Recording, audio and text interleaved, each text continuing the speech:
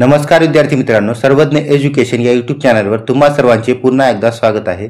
आजच्या व्हिडिओमध्ये आपण बॉम्बे हायकोर्ट क्लर्कचा पेपर पाहणार आहोत। हा पेपर 26 फेब्रुवारी 2023 रोजी झाला होता। या पेपरमधील सर्व प्रश्नांचे आपण या व्हिडिओमध्ये विश्लेषण पाहणार आहोत। तर व्हिडिओला सुरुवात करूया। या पेपरमध्ये एकूण 90 प्रश्न आणि त्या 90 प्रश्नांना 90 मार्क असतील। प्रत्येक प्रश्नाला 1 मार्क दिला जाईल। स्टार्टिंगला जनरल नॉलेजचे प्रश्न असतील। जनरल कॉलेजचे एकूण 10 प्रश्न विचारण्यात आले आहेत। पहिला प्रश्न, who is the governor of Maharashtra? महाराष्ट्राचे गव्हर्नर कोण आहेत? सध्या 2025 मध्ये सीपी राधाकृष्णन हे महाराष्ट्राचे गव्हर्नर आहेत। दुसरा प्रश्न, which country has won the 2022 FIFA world cup? सध्या 2025 आहे, आता 2022 चा प्रश्न रिपीट होणार नाही, 2025 मधला विचारेल। 2025 चा वर्ल्ड कप हा इंग्लंडने जिंकला आहे। त्यानंतर पुढचा प्रश्न, who is the army chief of India? म्हणजे सध्याचे आर्मी चीफ कोण आहेत? तर उपेंद्र द्विवेदी हे सध्याचे आर्मी चीफ आहेत। चौथा प्रश्न, in which year Bombay high court was established? Bombay हायकोर्टाची स्थापना कधी झाली होती? तर 1862 मध्ये बॉम्बे हायकोर्टाची स्थापना झाली। पुढचा प्रश्न, the Maharashtra state was formed by the Bombay reorganisation act in the year? तर महाराष्ट्राची स्थापना 1960 मध्ये झाली होती आणि ती बॉम्बे रिऑर्गनायझेशन ऍक्टच्या द्वारे। How many seat does Maharashtra have in Lok Sabha? महाराष्ट्राला लोकसभामध्ये किती सीट आहेत? तर लोकसभेमध्ये महाराष्ट्राला एकूण 48 सीट आहेत आणि विधानसभेमध्ये जर विचारलं तर विधानसभेमध्ये महाराष्ट्र राज्याला 288 सीट आहेत। सातवा प्रश्न, which city is non as financial capital of India?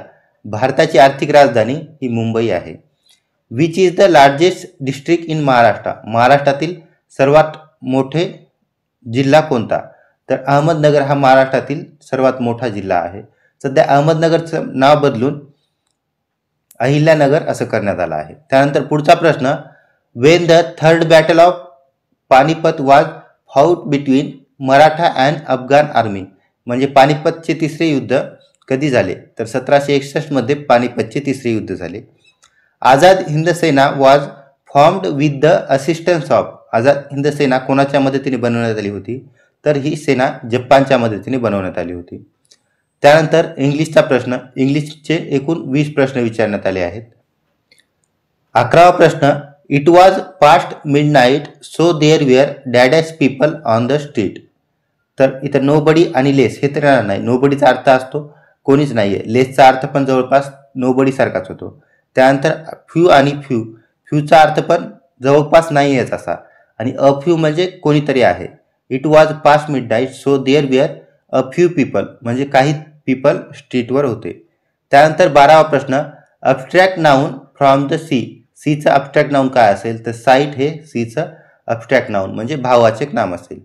13वा प्रश्न, डॅडॅश playing football he plays cricket? तर बिसाइडचा अर्थ होतो च्या बाजूला, बिसाइड्स म्हणजे च्या व्यतिरिक्त, हे दोन्ही तर येणार नाहीत, च्या बाजूला च्या व्यतिरिक्त। त्यानंतर also playing football he plays cricket? तर ऑप्शन क्रमांक बी हे आपलं योग्य उत्तर आहे। He filled the glass with water to the margin, brim, edge आणि बॉर्डर? जर ग्लास पूर्णपणे भरला असेल काठोकाठ किंवा त्याच्यापेक्षा जास्त तर त्याला ब्रीम असे म्हणतात। The adverb of brave? ब्रेवचं ॲडवर्ब काय असेल? तर ॲडवर्ब ब्रेव हे काय विशेषण आहे आणि ब्रेवचं ॲडवर्ब ब्रेवली हे असेल। त्यानंतर 16वा प्रश्न, come what may I shall adhere to my principal? आता प्रिपोजिशनवर प्रश्न विचारला आहे। अडेअर सोबत नेहमी टू येतो म्हणजे फिक्स प्रिपोजिशनसाठी, अडेअर टू माय प्रिन्सिपल। त्यानंतर पुढचा प्रश्न, the book is not only interesting but also intruding हे नाही येणार, इंस्ट्रिक्सिक हे पण येणार नाही, इंडियरिंग हे पण नाही येणार, तर इन्स्ट्रक्टिव्ह ऑप्शन क्रमांक 4 योग्य असेल। बुक काय इंटरेस्टिंग पण आहे आणि इन्स्ट्रक्टिव्ह पण आहे। त्यानंतर question number 18, find the word that is wrongly spelled? यामध्ये आपल्याला चुकीची स्पेलिंग असलेला शब्द शोधायचा आहे। करेजियसची स्पेलिंग योग्य आहे, व्हीव्हीसीएसची पण योग्य आहे, इनकरेजची पण योग्य आहे, पण मॅजिस्ट्रेटची नाही आहे। इथं जेच्या जागी जी असायला पाहिजे होतं, मॅजिस्ट्रेट. तर ऑप्शन क्रमांक 4 हे आपले योग्य उत्तर आहे. त्यानंतर question number 19, choose the word spelled correctly. आता आपल्याला बरोबर शब्द शोधायचा आहे. बिगिनिंग, तर बिगिनिंग मध्ये कधी पण 2 एन येतात, BEGINNING. तर ऑप्शन क्रमांक सी हे आपलं योग्य उत्तर आहे. त्यानंतर the sound produce by cow dash. तर काऊ कोणता साऊंड प्रोड्यूस करते, तर काऊ हा लो साऊंड प्रोड्यूस करते. त्यानंतर ब्लीट हे कोकरू किंवा शेळीच्या पिल्लामार्फत ब्लीट हा साऊंड प्रोड्यूस केला जातो. ब्रे हा डॉंकी मार्फत. त्यानंतर 21वा प्रश्न, correct the sentence if necessary. Economics have been taught by their professors. तर इकॉनॉमिक्स हा विषय आहे आणि हा सिंग्युलर आहे. त्यानंतर सब्जेक्ट नंतर सिंग्युलर वर्ब, तर इथं काय येईल, हॅज येईल. Economics has been taught by their professor, have चुकीचं आहे. तर ऑप्शन क्रमांक 2 हे आपलं योग्य उत्तर आहे, कारण economics has been taught by 3 professor. त्यानंतर पुढचा प्रश्न, अँटॅनिम ऑफ ब्लंट. ते ब्लंटचा अँटॅनिम शार्प असेल. त्यानंतर पुढचा प्रश्न, unfortunately he dash a lot of money to the bank. तर बॉरो, तर बँक उसने पैसे देत नाही, हे तर येणारच नाहीत. डिपॉझिट केलेला घेणे असं म्हणत नाही, हे पण येणार नाही. त्यानंतर ओंड, जे आपण बँकेतून, इथं अनफॉर्च्युनेटली शब्द आहे. आता बँकेतून पैसे घेण्याला ओंड पण म्हणू शकतात, लेंड पण म्हणू शकता. लेंड म्हणजे कर्जाऊ घेणे, पण इथं अनफॉर्च्युनेटली असल्यामुळे ते परत करू शकत नाही, निगेटिव्ह सेन्स येतो. त्यामुळे इथं ओंड हे आपलं करेक्ट आन्सर असेल. Question number 24, let's go for a walk. याचं योग्य उत्तर आहे शॉल वी. त्यानंतर question number 25, the following sentence is in dash tense. खालच्या सेंटेन्सचा आपल्याला टेन्स सांगायचा आहे. इथं hold on, I shall get a pen. Shall किंवा विल. जर शॉल विल येत असेल तर काय येते, तर फ्युचर टेन्स असते. पुन्हा इथं V1 आहे, V1 म्हणजे सिंपल येते, फ्युचर सिंपल टेन्स. ऑप्शन क्रमांक 1 हे आपलं योग्य उत्तर आहे. Question number 26, the following sentence is in dash tense. खालच्या सेंटेन्सचा टेन्स सांगायचा आहे. वी वेअर हॅव्हिंग म्हटल्यास कंटिन्युअस टेन्स. कंटिन्युअस टेन्स फक्त एका जागी आहे, बी ऑप्शनमध्ये. तर आपलं योग्य उत्तर आहे ऑप्शन क्रमांक बी.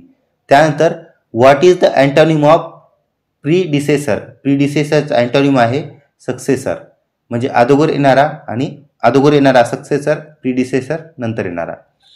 त्यानंतर द सिनोनिम ऑफ अम्बिगस.